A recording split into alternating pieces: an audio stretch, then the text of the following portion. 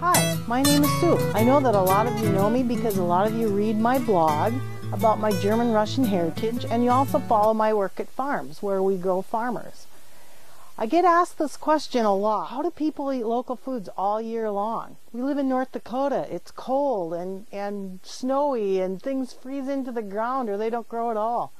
Well, I just got to thinking the other day that the most perfect way to explain to you how I eat local foods all year long is to actually show you what I do from week to week. Sometimes I will post one video a week. Sometimes I'll post more than one. It depends. When the whim strikes me, I get crazy and I do lots and lots of baking or lots and lots of cooking, but sometimes I don't do as much.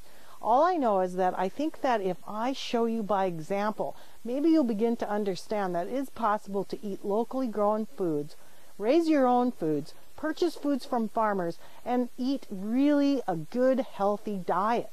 And it's fun too. It just takes a little bit of planning, and I will guide you through all of that. From stocking your pantry, what kind of staples you need, simple bread recipes, simple salad recipes, simple meat dishes, and preservation techniques that I've used my entire life.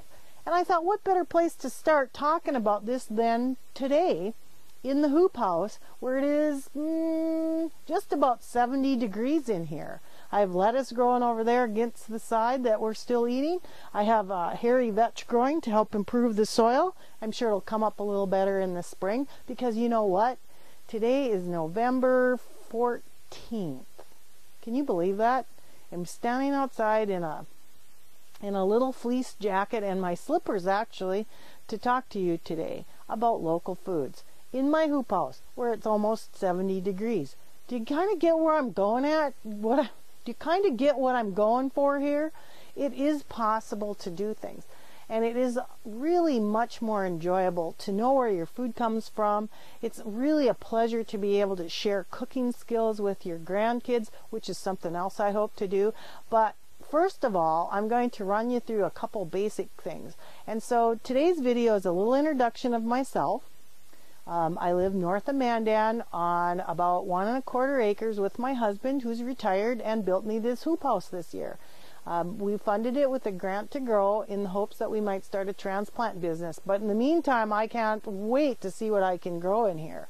Over to the east side of the hoop house is the actual garden. I have four by 20 foot raised beds. They have fences down the middle of 3 of them. My garlic is already there. I've got some carrots and beets that I'm actually storing out here until we get to them. If we don't get to them in the spring, we'll grow seed out of them, because seed saving is another part of growing your own food and eating local.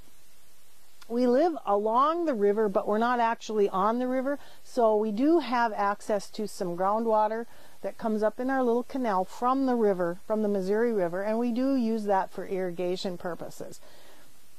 We're kind of in a little secluded area. We have lots of beautiful wildlife around here and a freezer full of food. And I can't wait to share with you all of the things I know about growing local.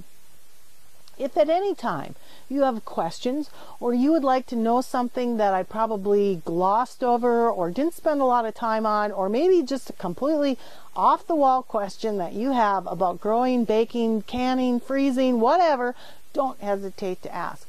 You can email me. I will provide that information with my weekly blog, and I'm glad to get to know you this way. So let's get started.